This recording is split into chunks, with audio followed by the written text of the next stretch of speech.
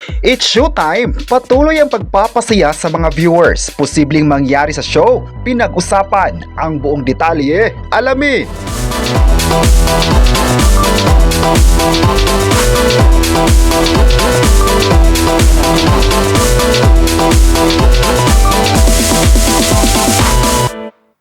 Ngayong August 5, 2026 ay mainit na pinag-usapan online na naging issue ng It's Showtime dahil nga ay naganap na ang pag-uusap ng mga respondents, mas nabuhayan ng mga taga-subaybay ng noon time program ng ABS-CBN na patuloy pa nilang mapapanood ang kanilang paboritong programa.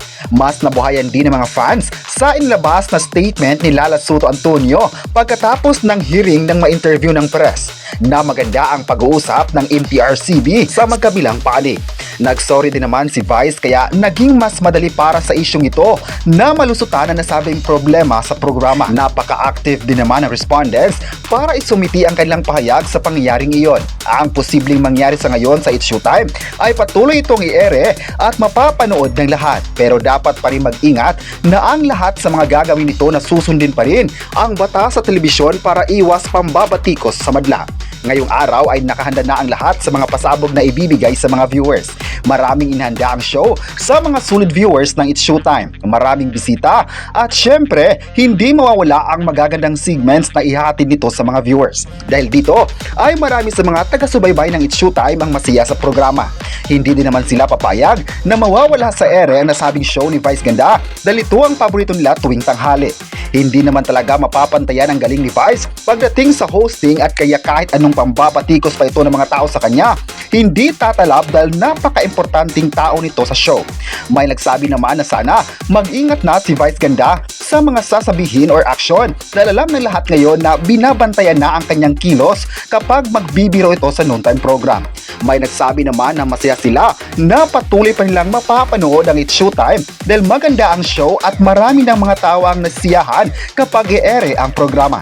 May nagsabi naman na isa sila sa paandar ng An Kabogabo Star at ano pa kayang mga segments ang hihain sa lahat ng mga viewers nito.